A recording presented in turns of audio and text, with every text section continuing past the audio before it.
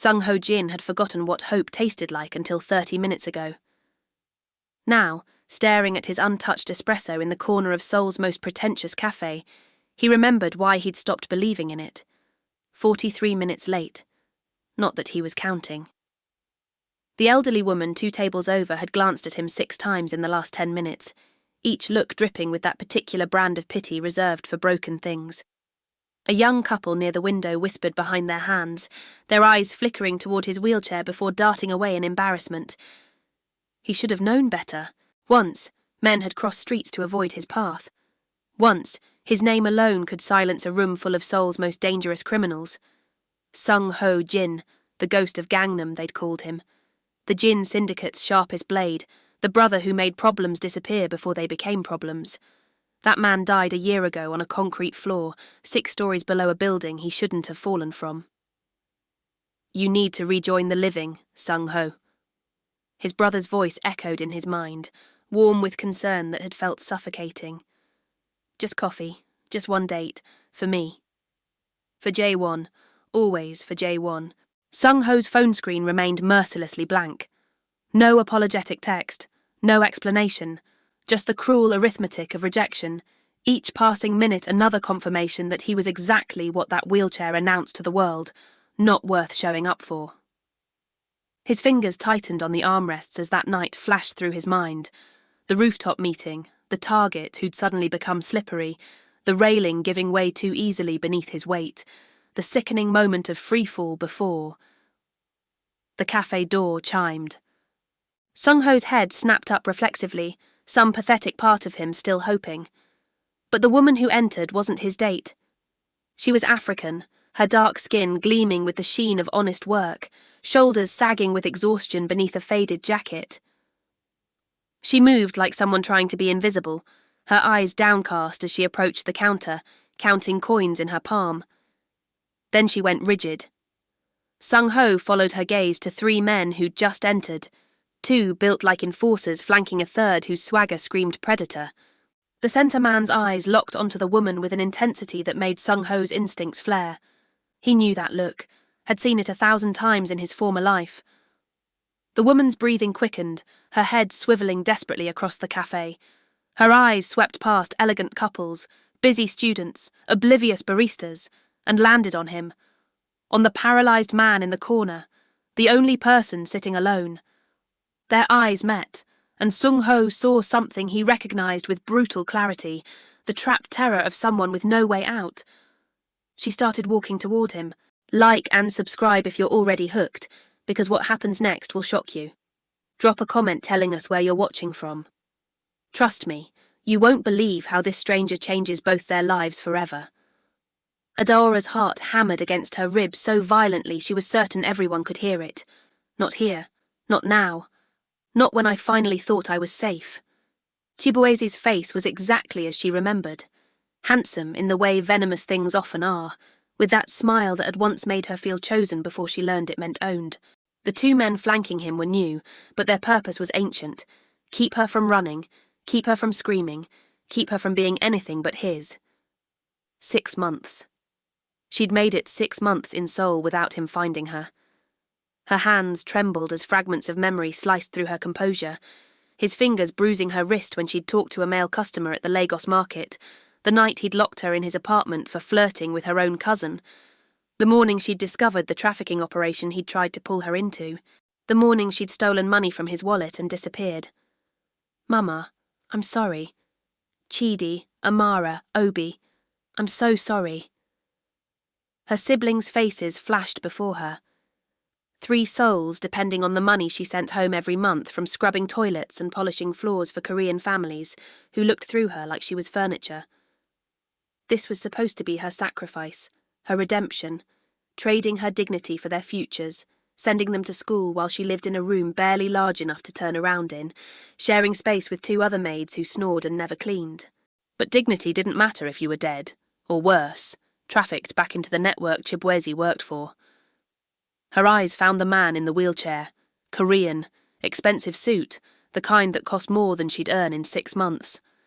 Black on black, tailored precisely, not a thread out of place. His face was beautiful in that dangerous way certain men achieved. Sharp jawline, intense eyes that hadn't softened despite whatever had put him in that chair. Those eyes tracked her approach with the wariness of someone who'd learned to expect the worst from strangers.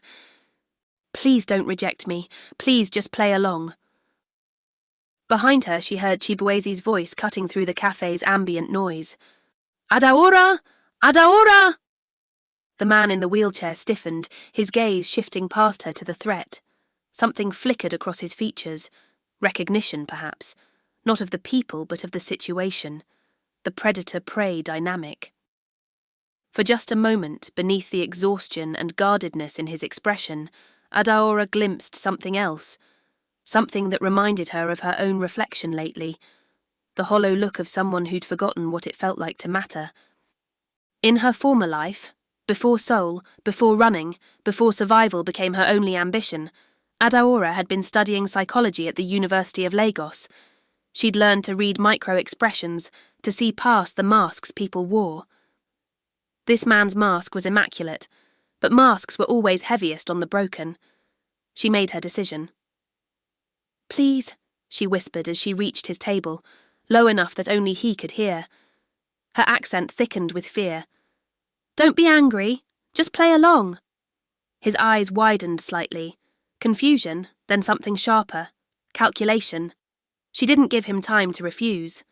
Across the cafe, Chibuezi was moving toward them, his face darkening with that familiar, possessive rage. Adaora did the only thing her desperate mind could conjure. She leaned down, cupped the stranger's face in her trembling hands, and pressed her lips against his. The cafe fell silent. Somewhere in the chaos of her terror, Adaora registered the man's sharp intake of breath, the way his entire body went rigid beneath her touch, the expensive cologne that smelled like cedar and something darker. She held the kiss, her heart screaming, her body shaking. "Please understand. Please help me. Please don't let him take me back." Behind her, Chibuezi's footsteps stopped. For exactly 1 second, Sung-ho's world reduced to a single point of contact, her lips against his, soft, desperate, trembling. Then sensation exploded through him like a defibrillator shock to a flatlined heart. Warmth. The first human touch beyond clinical necessity in 372 days. Not a nurse checking vitals, not a physical therapist manipulating dead limbs, not his brother's pitying hand on his shoulder. This was alive.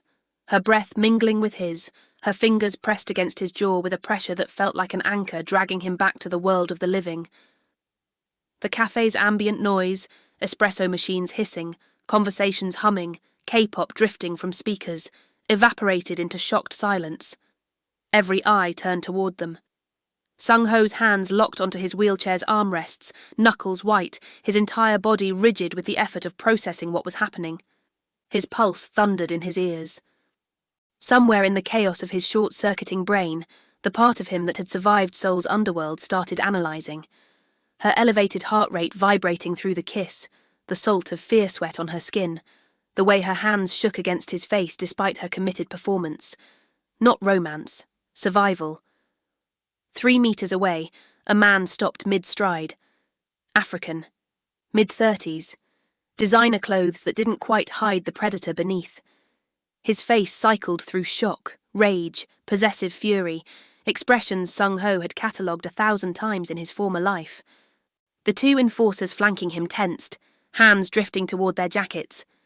The woman kept kissing him. Her desperation bled through every second of contact, and something ancient in Sung-ho's chest, something he'd thought died in his fall, stirred. The instinct that had made him the Jin Syndicate's most valuable asset, protect the vulnerable, eliminate the threat. She finally pulled back, gasping softly, her dark eyes wide and swimming with terror barely contained. "I'm sorry," she whispered, words tumbling out in accented Korean. "I'm so sorry. He would have dragged me out. Please, I'm sorry." "Sit down," Sung-ho heard himself say, his voice steady despite his racing heart. "You're with me now." She blinked, confused, but the approaching footsteps made her decision. She collapsed into the chair across from him, trying desperately to appear casual, like she belonged there. her hands clasped together on the table to hide their shaking. Sung-Ho's tactical mind kicked into overdrive. He tracked the 3 men advancing through his peripheral vision while maintaining eye contact with the woman. Assessed their body language. Alpha predator in center, 2 followers accustomed to violence. Noted the telltale bulge under the left enforcer's jacket. Gun, probably a Glock 19 based on the print. Calculated threat level, high if this escalated publicly. Through the window, Min-jun straightened from his position against the black sedan, his hand moving toward his concealed weapon. Sung-Ho made a subtle gesture, 2 fingers tapped against his thigh. Stand ready, don't engage yet. Adaora. The name came from directly behind her, dripping with false sweetness wrapped around razor wire. What are you doing, my love? The woman, Adaora, went rigid, but didn't turn around. Sung-Ho looked up at the man now looming over their table. Up close, he was exactly what Sung-Ho had profiled, expensive cologne failing to mask the stench of violence, eyes that assessed women like inventory, smile that had probably charmed its way past 1,000 boundaries before revealing teeth. She's occupied, Sung-Ho said flatly. Leave. The man's smile curdled. I think there's been a misunderstanding. This is my... She's with me. Sung-Ho let his voice drop into the register he hadn't used in a year, the tone that had once made Seoul's criminal elite reconsider their life choices. Cold. Absolute. Carrying the weight of consequences left unspoken. Which makes her under my protection. So I'll say this once. Leave. Something in his delivery, perhaps the absolute certainty of a man accustomed to being obeyed, or the dangerous stillness that even paralysis couldn't diminish, made the predator pause. The man's eyes flickered to the wheelchair, then back to Sung-Ho's face. Calculation warred with rage. This isn't finished, he finally said, switching to what Sung-Ho assumed was Igbo, his tone carrying unmistakable threat. Adaora's sharp inhale confirmed she'd understood every word. The 3 men retreated, but the leader's final glance promised violence deferred, not abandoned.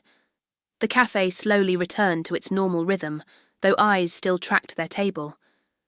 Adaora started to stand. Thank you. I should...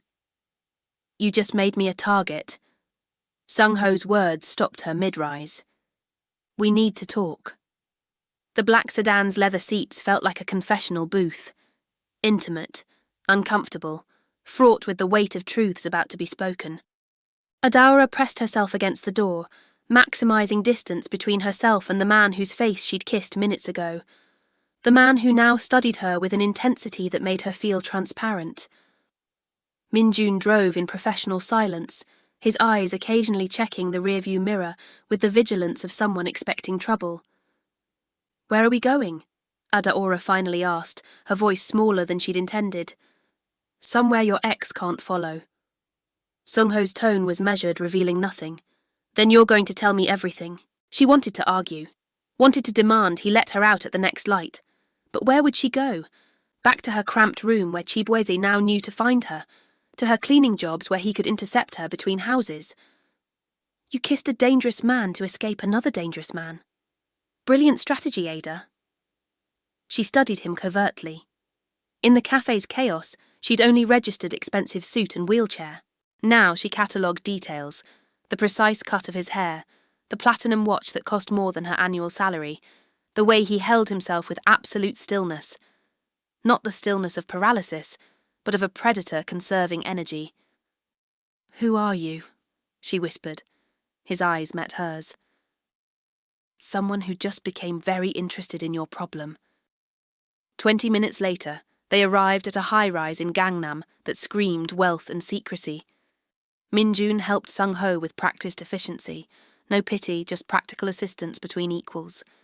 Adaora followed them into a penthouse that could have fit her entire apartment building inside it. Floor-to-ceiling windows overlooked Seoul's glittering skyline. Minimalist furniture that probably cost more than her siblings' school fees for a decade. Everything sharp angles and controlled elegance. Tae-min, Sung-Ho called out. A young man emerged from a side room, laptop under his arm, moving with the fluid efficiency of someone accustomed to urgent requests. Boss. Boss. Adaora's stomach dropped as puzzle pieces clicked together, the authority in Sung-ho's voice. The armed bodyguard, the safe house, the way even from a wheelchair he'd radiated the kind of power that made predators back down. I kissed a gangster. Dear God, I kissed a gangster. Run a full background, Chibuese. Sung-ho glanced at her. Okafor, Adaora supplied weakly. Chibuese Okafor. Taemin's fingers flew across his keyboard. The silence stretched, broken only by rapid typing and Adaora's pulse hammering in her ears. Got him. Taemin's expression darkened. This is complicated. Show me. Taemin turned the laptop. Adaora couldn't see the screen from her position, but she watched Sung-ho's face shift from calculation to something harder. The Mbaka ring, he said quietly. He's connected to the Mbaka trafficking network. Adaora's blood turned to ice. She'd known Chibueze was involved in something terrible, but hearing the name spoken aloud in this context made it devastatingly real. They have a non-aggression pact with us, Taemin added, glancing at Sung-ho meaningfully. Your brother negotiated it 6 months ago. Your brother? Another puzzle piece. Sung-ho was silent for a long moment, his jaw working. Finally, he looked at Adaora. Tell me everything, from the beginning. So she did. The words tumbled out like a dam breaking, Chibueze's charm turning to control in Lagos, the bruises she'd hidden from her family, discovering the trafficking operation he'd tried to recruit her into, her desperate escape with stolen money and a tourist visa she'd overstayed by 5 months. My siblings, she whispered, hugging herself. Chidi is 17, Amara is 14, Obi is 12. They depend on what I send home. Our parents died 3 years ago. Car accident. I'm all they have. She described her life in Seoul, the endless cleaning, the condescension, the exhaustion, the guilt that ate at her every night for abandoning her siblings even though she'd done it to save them. I thought I was safe here, she finished, voice breaking. I thought 6 months meant I'd escaped. Sung-ho watched her with an expression she couldn't decipher. Not pity, she would have hated pity. Something else. Recognition, maybe. You're not a coward, he said finally. You're a survivor. There's a difference. The words hit something deep in her chest. I can offer you protection, Sung-ho continued, but helping you could trigger problems with the Mbaka ring. My brother is managing delicate relationships. I need time to investigate, find leverage. I can't pay you, Adaora said quietly. I'm not asking for money. He studied her with that intense gaze. Stay here. Help me with things I'm too proud to ask Minjun to do. In exchange, you're under my protection. It was insane. But what choice did she have? Okay, she whispered. That night, lying on a couch that cost more than everything she owned, Adaora stared at the ceiling and wondered what she'd gotten herself into. Across the penthouse, Sung-ho sat in his wheelchair by the window, watching her sleep.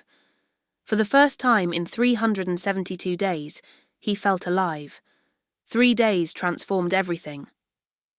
Adaora learned that Sung-ho took his coffee black with exactly 1 sugar cube that he pretended to hate romantic comedies while secretly watching them when he thought no one noticed, that his left hand unconsciously clenched when he was thinking through a problem. Sung-ho discovered that Adaora hummed Nigerian worship songs while cooking, that she reorganized his entire kitchen with terrifying efficiency, that she argued with him about everything from breakfast choices to his self-pitying attitudes, and that her challenges made him feel more human than a year of therapy ever had. You're being ridiculous, she said on the 3rd morning, hands on hips as he refused her help reaching a book on a high shelf. I can manage. You've been staring at it for 10 minutes. Your pride is showing, Mr. Jin. He'd laughed, actually laughed, and the sound surprised them both. She treated him like a person, not a tragedy. Touched his shoulder without hesitation when making a point. Fixed his collar before Minjun arrived with reports, her fingers gentle against his neck, leaving electricity in their wake. When she'd tripped over his wheelchair's footrest, he'd caught her wrist reflexively, and they'd frozen, her bent over him, their faces inches apart, breathing synchronized. Neither had acknowledged it. Both remembered it constantly. Sung-ho taught her practical defense, pressure points that could drop a man twice her size, how to use keys as weapons, where to strike for maximum damage. He shared his world carefully, the politics, the power structures, the truth that fear was just another negotiating tool. "You're turning me into a gangster," she'd teased. "I'm turning you into someone who survives," he'd corrected, something fierce in his voice. But survival came with costs. Taemin's latest report lay on Sung-ho's desk like a death sentence. Chibuez had put a 50 million won bounty on Adaora through the trafficking network's dark channels. Worse, the leak about her location had come from inside the Jin syndicate. Someone he trusted had sold her out.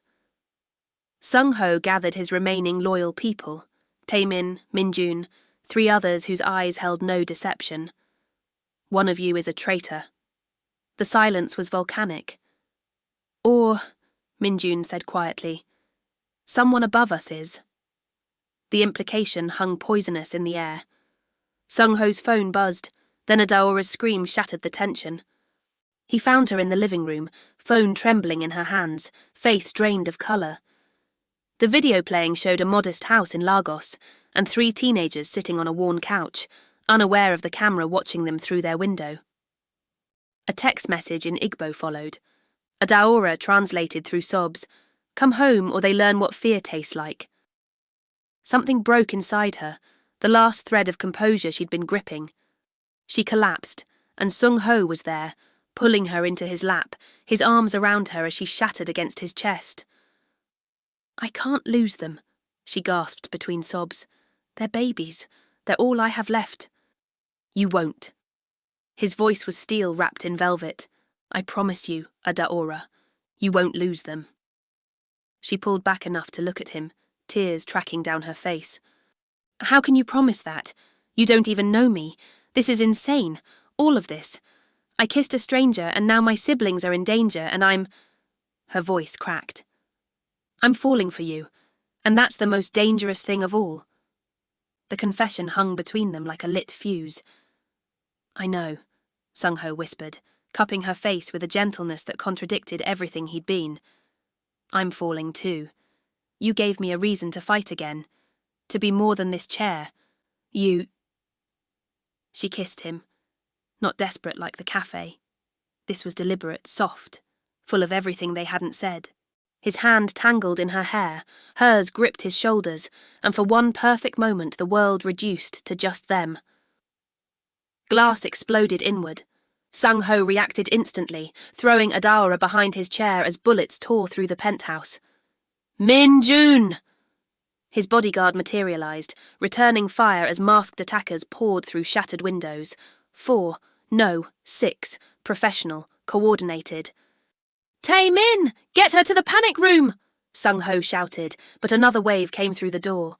They were surrounded. Adaora watched in stunned awe as Sung-ho transformed. He directed defense like conducting an orchestra, calling positions, predicting movements, turning his wheelchair into both shield and weapon. When one attacker got close, Sung-ho's hand shot out with vicious precision, striking a nerve cluster that dropped the man instantly. But they were outnumbered. "We need to move!" Minjun dragged Sung-ho's chair toward the service exit as Taemin covered their retreat, Adaora stumbling behind them. Sung-ho pulled out his phone with shaking hands and dialed the one number he'd sworn never to use except in true emergency. "J1, we're compromised. I need—" "Already on my way, little brother." J1's voice was warm with concern. "Hold on." They burst into the underground garage just as black SUVs screeched to a halt, disgorging a dozen Jin syndicate soldiers. J1 emerged from the lead vehicle, immaculate in a grey suit, his face carved with worry. His men eliminated the remaining attackers with brutal efficiency.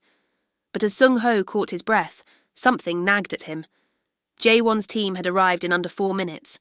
The safe house location was classified, known only to his inner circle, and they'd moved with the precision of people who knew exactly where to go. His brother's hand on his shoulder felt suddenly foreign. "You're safe now," Jae-won said. Sung-ho met Min-jun's eyes over his brother's shoulder and saw his own suspicion reflected back. "She has to go." Jae-won's words fell like an executioner's blade in the emergency meeting room. Sung-ho sat across from his brother, Adaora sleeping in a secured room 2 floors below, unaware that her fate was being decided. No. "Sung-ho, be reasonable. I said no." Sung-ho's voice carried the weight of finality. Jae-won's expression shifted, the concerned brother mask slipping just enough to reveal something colder beneath. "The Mbaka ring is demanding her. They're calling the bounty a breach of our non-aggression pact. If we harbour her, we risk war." "Then we go to war." "Over one woman."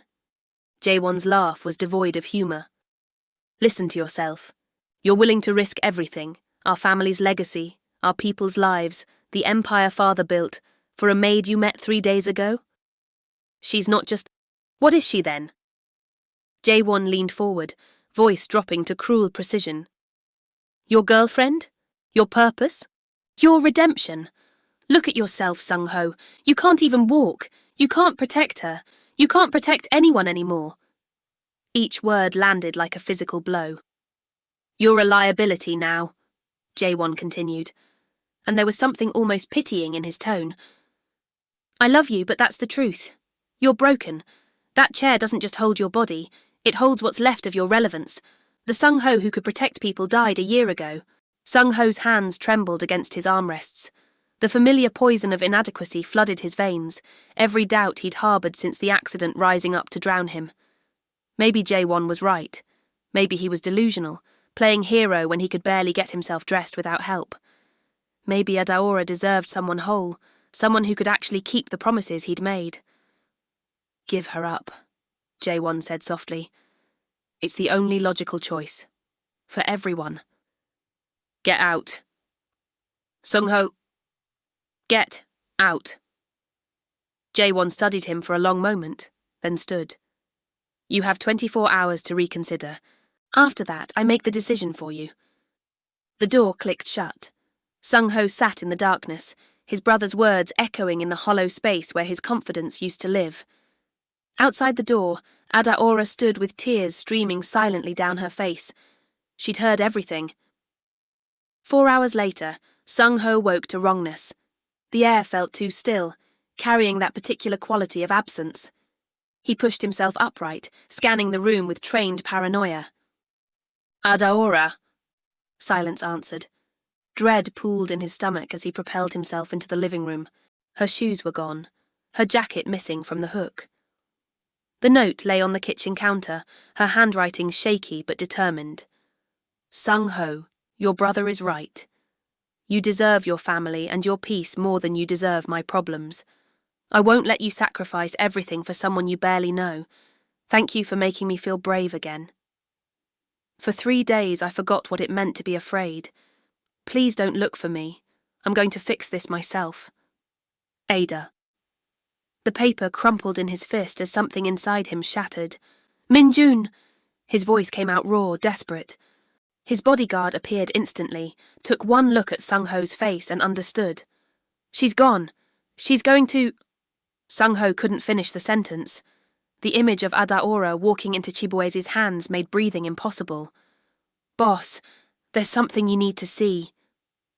Min-jun's voice was strange, tight with suppressed fury. He pulled out his phone, displayed a series of photographs. Jae-won meeting with African men in expensive suits. Jae-won shaking hands with someone Sung-ho recognized from Mbaka Ring intelligence reports. Jae-won signing documents with the Jin syndicate's seal. "I've been investigating since the leak," Min-jun said quietly.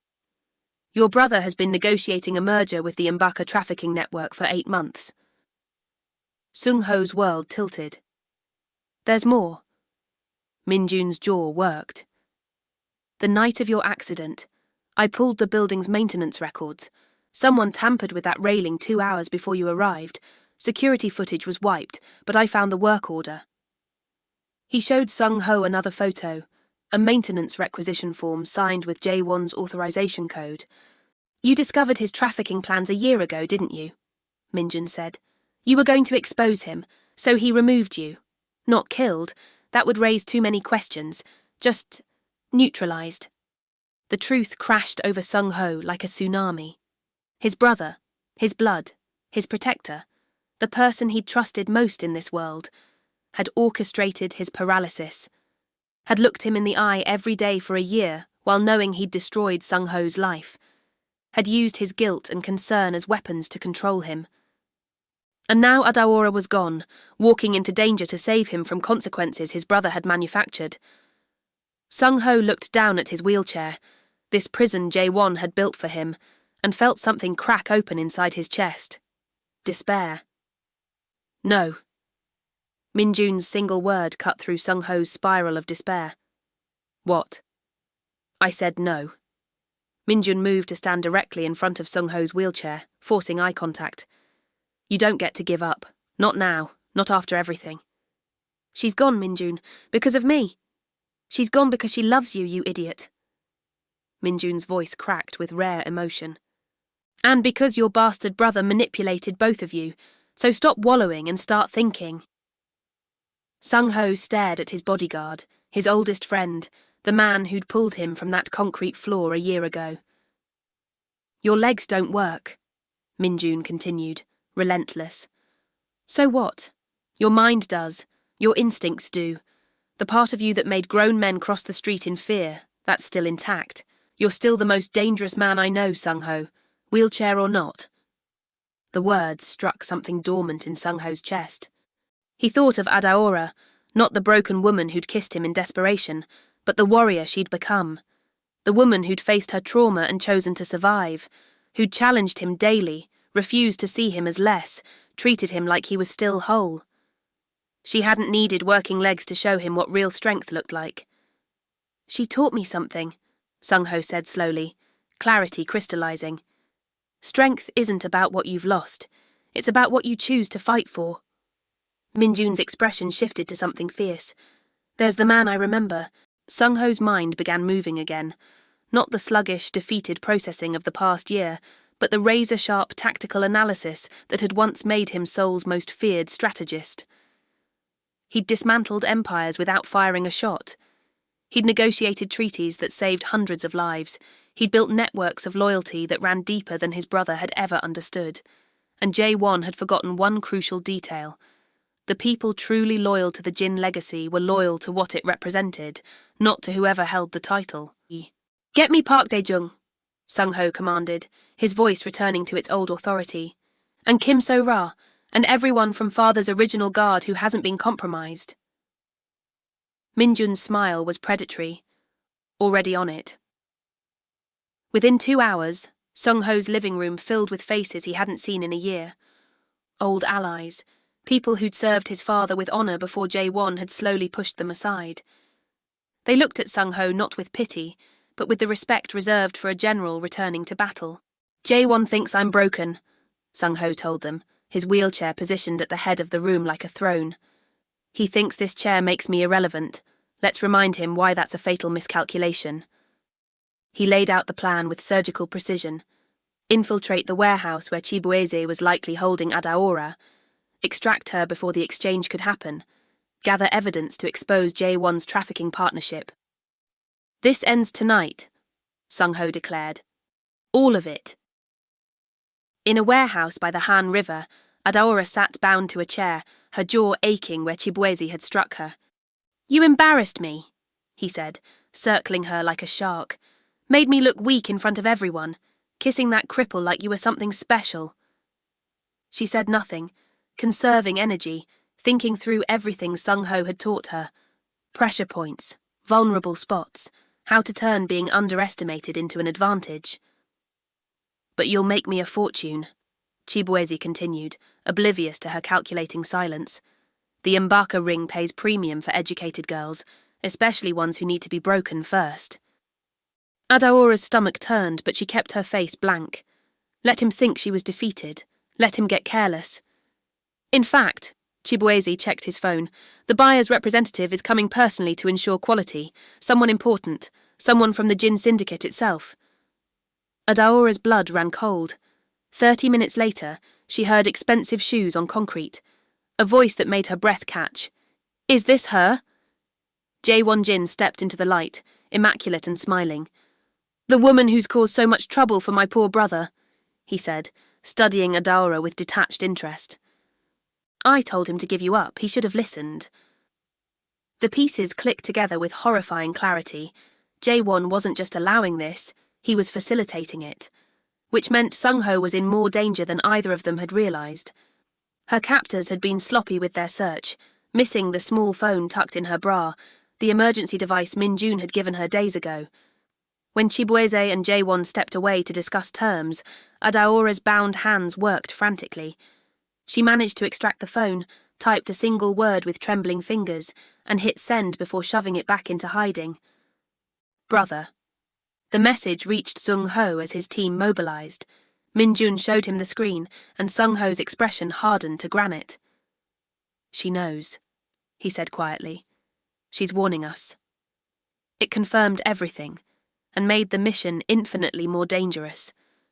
They weren't just facing traffickers now, they were facing his brother's full resources. "Change of plans," Sung-ho announced. "We're not just extracting Adaora, we're ending this permanently." His convoy moved through Seoul's night like a surgical strike. 3 vehicles, 12 loyal soldiers, and 1 man in a wheelchair who'd remembered what it meant to be dangerous. The warehouse came into view, and Sung-ho felt something he hadn't experienced in a year. Not fear, anticipation. The man who'd been stood up at a cafe, pitied and broken, was about to remind Seoul why his name had once inspired terror. The warehouse's security was professional, but predictable. Sung-ho directed the assault from the command vehicle, his mind processing a dozen variables simultaneously. Daejeong northeast entrance, 2 guards, shift change in 90 seconds. So-ra, you're on overwatch. Min-jun, with me. His team moved like shadows, neutralizing perimeter security with practiced silence. This was what Sung-ho had always excelled at, not brute force, but precision. Understanding patterns, exploiting weaknesses, turning environments into weapons. Min-jun pushed his wheelchair through the side entrance they'd breached, and Sung-ho felt the familiar weight of tactical advantage settle over him. The warehouse's layout favored defensibility, but that meant limited escape routes. Chibueze had trapped himself without realizing it. "Motion sensors on the east corridor," Sung-ho murmured, studying his tablet's thermal overlay. "Reroute through the loading bay. 3 hostiles on the upper catwalk. Use the strobe charges to blind them before engagement." His people executed flawlessly. Inside, Adaora heard the first muffled sounds of combat. Her heart leaped. She knew those tactical movements, the precise timing. Sung-ho had come for her. When her guard moved to investigate the noise, she struck. Her bound hands became a weapon, swinging up to catch him under the jaw exactly as Sung-ho had taught her. The man staggered, and she used his momentum to slam his head against the chair's metal frame. He dropped. She worked frantically at her bonds with his dropped knife, sawing through rope as footsteps approached. Sung-ho appeared in the doorway, Min-jun flanking him with weapon raised, and their eyes met across the warehouse floor. "Hi!" Adaora gasped, half laughing, half sobbing. "Hi," he replied, and the relief in his voice nearly undid her. Then Chibueze's voice shattered the moment. "Nobody move." He emerged from behind shipping containers, gun pressed against a hostage's head, one of Sung-ho's team members they'd captured. His 2 remaining enforcers flanked him, weapons trained on Adaora. "You should have stayed in your chair, cripple," Chibueze snarled. "Should have let me take what's mine." "She was never yours," Adaora said, standing on shaking legs. "I was never property, never yours to own or sell or break." Brave words from... "I'm not finished." Her voice strengthened, carrying the weight of every woman who'd ever been treated as commodity. "You're a small, pathetic man who mistakes cruelty for power, and you're about to learn the difference." Sung-ho's respect for her blazed in his eyes. "Chibueze Okafor," Sung-ho said calmly. "You have one chance. Leave Korea tonight.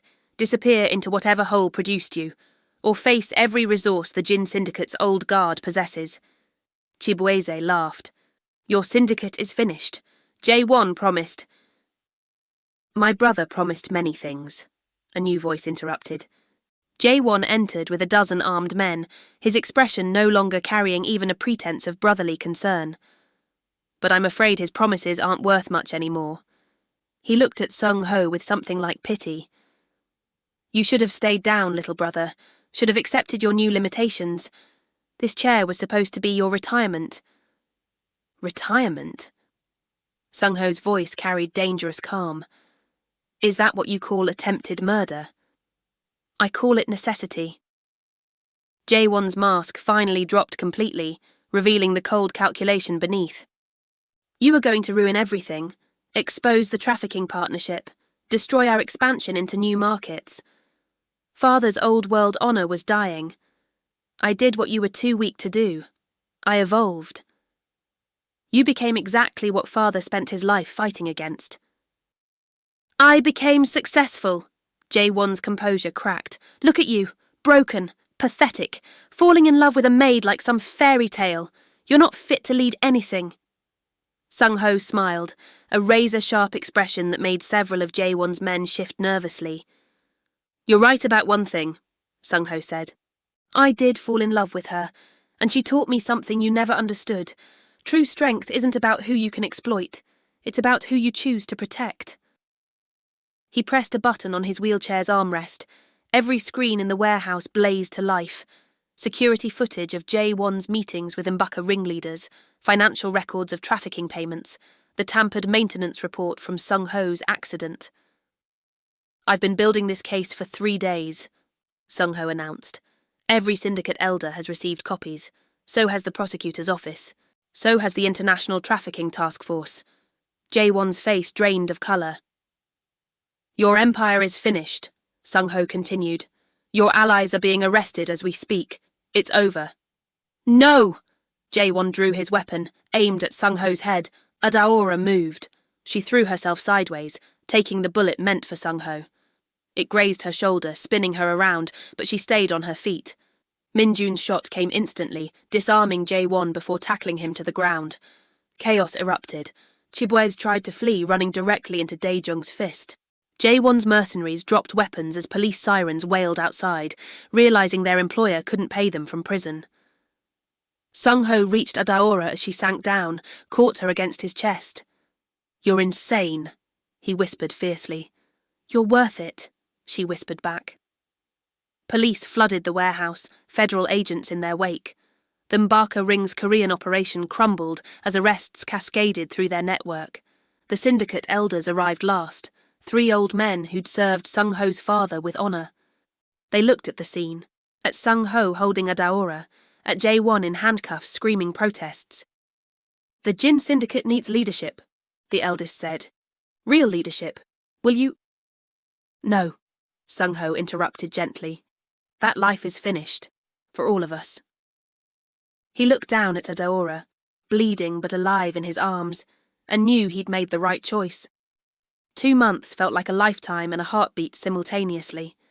The brass plaque outside the Gangnam office building read, Jin Security Consulting, Protection. Justice, freedom. Sung Ho had liquidated every questionable asset, severed every dark connection, and rebuilt his empire on a foundation that let him sleep at night. Their specialty, protecting vulnerable populations from trafficking and exploitation. The work his father would have been proud of. Inside the main office, Adaora reviewed case files with the focused intensity that made her invaluable. She was no longer just his partner in love. She was his equal in every sense. Her psychology degree, abandoned in Lagos, was now being completed at Seoul National University. Her insights into trauma and survivor psychology had transformed how their firm approached cases. Chidi's teachers say he's top of his class, she announced, looking up from her phone with that radiant smile that still made Sung Ho's heart stutter. Her 3 siblings had arrived in Korea 6 weeks ago, legal and safe, enrolled in excellent schools funded by the legitimate fortune Sung Ho had built. Obi wants to know if Minjun will teach him taekwondo, she added, laughing. Minjun would love that, Sung Ho replied, watching her with undisguised adoration. She'd transformed.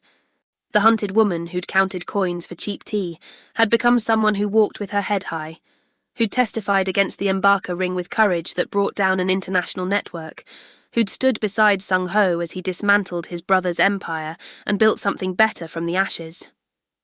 "Come on," he said suddenly. "There's somewhere I want to take you." The cafe looked exactly the same. Adaora recognized it instantly: the corner table, the pretentious espresso machine, the window where Minjun had waited with lethal patience. Her breath caught as Sung-ho wheeled toward that same corner, gesturing for her to sit. "2 months ago," he said quietly, "I sat here thinking my life was over, that I was broken beyond repair, that no one would ever see past this chair to the man inside. Sung-ho. Then you kissed me." His smile was soft, vulnerable. "And everything changed. You didn't save me from danger that day, Adaora.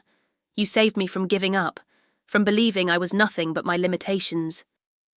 He reached into his jacket, and her heart began racing. "I was never broken," he continued, pulling out a small velvet box. "I was just waiting. For you, for this, for the moment my real life could begin." The ring caught the afternoon light, simple, elegant, perfect.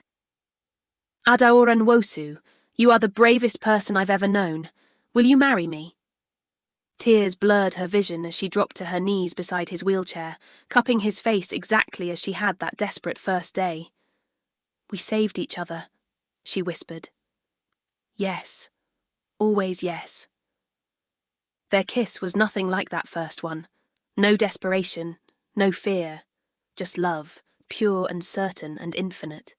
Outside, Minjun watched through the window, his smile genuine for the first time in years. The cafe table where a paralyzed man had been stood up, where a terrified woman had made a desperate choice, had become a symbol of hope. Proof that sometimes the worst moments become doorways to the best ones. That true strength isn't measured by what the body can do, but by what the heart chooses to fight for.